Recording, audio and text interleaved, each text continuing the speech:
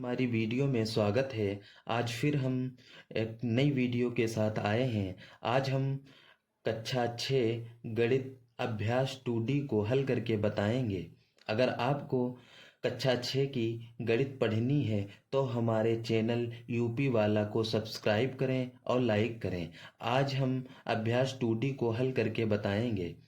पहला क्वेश्चन है, निम्नांकित संख्या रेखा द्वारा विभाजन तथ्य को बताइए। देखिए, इसमें जो विभाजन किया गया है इसके तथ्य को बताना है। तो कैसे बताएंगे? इसमें जो है एक सूत्र लगता है जो होता है रेखा द्वारा विभाजन बराबर कुल अंक बटे अंकों का अंतर। ये इस सूत्र के अकॉर्डिंग ये सवाल हल होगा। कैसे हल होगा, चलिए हम कॉपी पे ले जाके आपको बताते हैं कि ये कैसे हल होगा।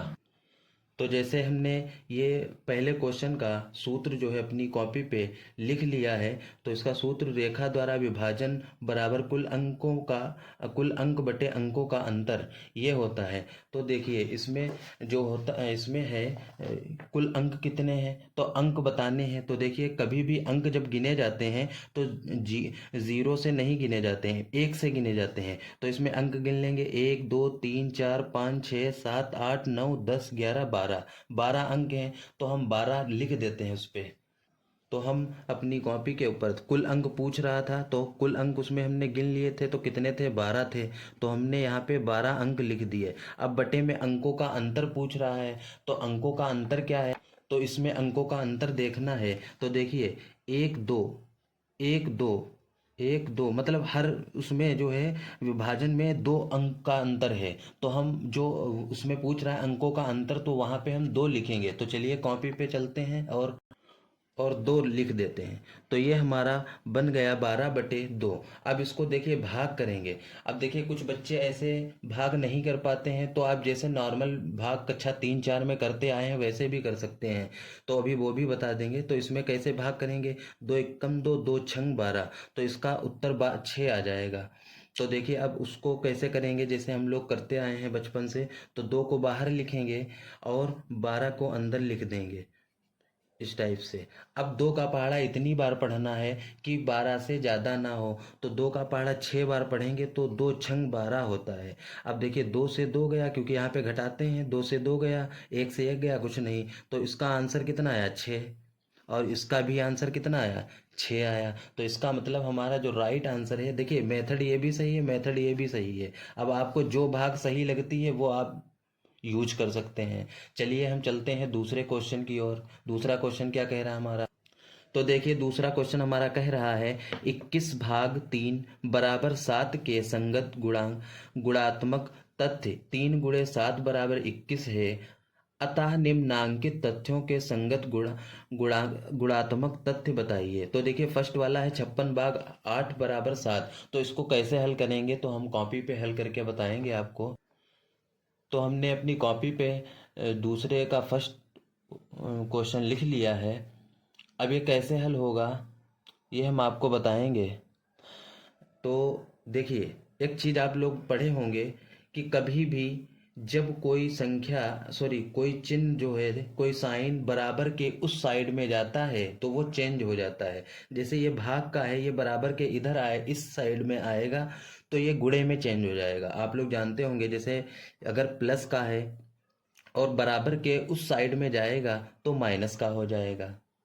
अगर माइनस का साइन है, बराबर के उस साइड जाएगा तो प्लस का हो जाएगा।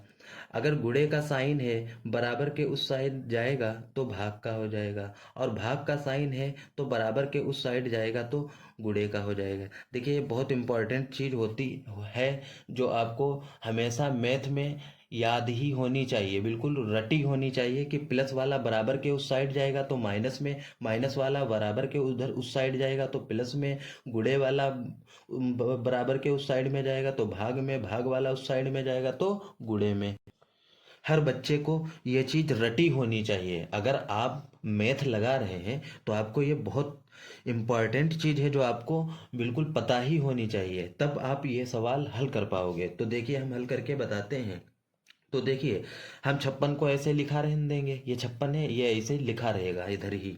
तो हम ऐसे ही 56 को इधर लिख देते हैं। अब बराबर का निशान लगाते हैं और उस साइड में जो 8 का है ये भाग का उस साइड में जाएगा तो काहे में हो जाएगा, देखिए हमने बताया भाग का उस साइड में जाएगा तो काहे में हो जाएगा, गुणे में हो जाएगा। तो हम 7 को ऐसे ही लिखते हैं, 8 को उधर भेजेंगे तो गुणे में हो जाएगा। तो अब देखिए ये वाला पक्ष, ये वाला बराबर के इस साइड लिख सकते हैं और इधर वाला उधर उस साइड में लिख सकते हैं। तो देखिए इसको हम 7 × 8 बराबर 56, यही हमारा राइट आंसर है। अब हम दूसरा क्वेश्चन, इसका अभी एक और पार्ट है जो है सेकंड वाला बचा है, वो भी हम हल करके दिखा देते हैं। दूसरे का ही सेकंड वाला है 66/11 बराबर 6। ये वाला भी सेम उसी टाइप से लगेगा जैसे हमने फर्स्ट वाला बताया है आपको। इसमें क्या है, कुछ नहीं, 66 ऐसे ही लिखा रहने देंगे, 11 भाग का है उधर भेजेंगे तो किस में हो जाएगा, अभी हमने आपको यहाँ पे बता ही दिया है, तो गुणे में हो जाएगा क्योंकि भाग का था। अब देखिए ये वाला पक्ष इधर लिख लेंगे, कोई दिक्कत नहीं, बराबर के इस साइड लिख लेंगे और ये वाला उधर भेज देंगे, बस यही हमारा राइट आंसर हो गया। तो इस टाइप से क्वेश्चन है, अगर आपको ना समझ में आ रहे हो तो आप हमें कमेंट में बताइए तो हम और डीपली समझाएंगे। लेकिन अगर वीडियो अच्छी लगे तो आप हमारे चैनल को सब्सक्राइब जरूर कर लीजिए, क्योंकि हम सोचते हैं बहुत ही आपको हल्का मेथड बताते हैं और बहुत ही डीपली जो है समझाने की कोशिश करते हैं। तो इसलिए अगर आपको वीडियो पसंद आए तो हमारे चैनल को सब्सक्राइब जरूर कर लीजिए। चलते हैं हम तीसरे क्वेश्चन की ओर। तीसरा क्वेश्चन हमारा क्या कह रहा है, कह रहा है कि 117, देखिए इसमें तीसरे क्वेश्चन में क्या कह रहा है, 117 को दो संख्याओं के गुणा के रूप में व्यक्त कीजिए। मतलब 117 को दो संख्या के रूप में, देखिए अगर आप क्वेश्चन समझ के नहीं पढ़ोगे तो आप क्वेश्चन को हल नहीं कर पाओगे। तो क्या कह रहा है, 117 को दो संख्याओं के गुणा के रूप में व्यक्त कीजिए जिसकी एक संख्या 13 हो। देखिए हिंट दे रहा है, जिसकी एक संख्या 13 हो। तो देखिए अगर ये सवाल आपको हल करना है तो आपको गुणनखंड पता होने चाहिए, गुणनखंड जो है बहुत जरूरी है इस क्वेश्चन के लिए। तो देखिए हमारा तीसरा है, तीसरा क्वेश्चन क्या कह रहा है हम यहीं पे हल करके बताते हैं। ये बता रहा है 117 जो है इसके गुणनखंड करिए और जो है दो ही संख्या बनानी है। तो देखिए इसमें हिंट भी दे दी गई है, 13 की हिंट दे दी गई इसमें, ये वाली देखिए 13 की हिंट भी दे दी गई है। अब हम 117 के गुणनखंड करेंगे। तो 117 के गुणनखंड करेंगे तो देखिए 117 के जब गुणनखंड करेंगे तो 13, उसमें हिंट भी दे दी गई तो हम 13 से ही करेंगे। ये हमें पता होना चाहिए कि 117 किससे डिवाइड होगा। ठीक, अगर आप मैथ लगाते हो तो इतना आपको पता होना जरूरी है गुणनखंड में। तो 13 नामा 117 होते हैं। अब देखिए 9 एकम 9, देखिए यहाँ पे हम 3 से भी इसको डिवाइड कर सकते थे, लेकिन क्वेश्चन हमारा कह रहा था दो ही संख्या बनानी है तो हमने दो बना ली। अब देखिए दो जब क्वेश्चन कह रहा था तो हमारा जो है यही आंसर हो गया, 13 गुणे 9, यही हमारा राइट आंसर हो गया। ये हमारा तीसरा क्वेश्चन इस प्रकार हल हुआ। चलते हैं क्वेश्चन चौथे के ऊपर। देखिए चौथे में क्या कह रहा है, क्या ऐसी कोई पूर्ण संख्या संभव है जिसको स्वयं से विभाजित करने पर वही संख्या प्राप्त हो। देखिए क्वेश्चन को समझिए, कह रहा है कि कोई एक संख्या ऐसी बताओ जिसको हम विभाजित करते हैं अगर स्वयं से तो वही प्राप्त हो। तो देखिए इसको हम बहुत डीपली समझाएंगे। हमारा चौथा प्रश्न कह रहा है, ऐसी कोई संख्या बताइए जिसका हम विभाजन करें और विभाजन के बाद भी वही हमारी संख्या प्राप्त हो। तो देखिए कभी भी कोई संख्या लेते हैं वो एक से लेते हैं, जीरो से नहीं लेते हैं। तो एक हमने लिख लिया। अब एक की भाग अगर हम एक से ही करा दें, बात को समझिएगा, एक की भाग एक से ही कराएंगे तो प्राप्त जो होगा वो एक ही तो हमारा प्राप्त होगा। तो राइट आंसर इसका क्या होगा, एक, ओनली एक, क्योंकि एक को एक से भाग करोगे तो एक ही प्राप्त होगा। इसी प्रकार हम हमारा चौथा क्वेश्चन हल हुआ और चलते हैं पांचवें क्वेश्चन की ओर। देखिए पांचवा क्वेश्चन क्या कह रहा है, क्या दो विभिन्न शून्येतर पूर्ण संख्याओं के लिए पहली संख्या को दूसरी संख्या से विभाजित करने पर तथा दूसरी संख्या को पहली संख्या से विभाजित करने पर समान भागफल प्राप्त होता है। ये कह रहा है कि कोई दो संख्या लो और उसको पहले एक को आगे रख के या एक को नीचे रख के भाग करो, उसका जो प्राप्त आंसर होगा और उसको फिर संख्या को पलट दो, फिर भाग कराओ, क्या एक ही होगा? तो चलिए हम इसको पहले हल करते हैं, फिर आपको बताते हैं कि होगा या नहीं होगा। तो चलते हैं हम अपनी कॉपी पे और इसको हल करके बताते हैं। तो जैसे हमने पांचवें प्रश्न को बताना है कि वो सही है या नहीं, तो हम पांचवें प्रश्न में एक कोई संख्या ले लेते हैं। जैसे हमने ले लिया 16/2, ये हमने ले लिया, मतलब उदाहरण के तौर पे बताने के लिए। तो हम इसकी जब भाग कराएंगे तो 2 को बाहर लिखेंगे और 16 को अंदर लिख देंगे।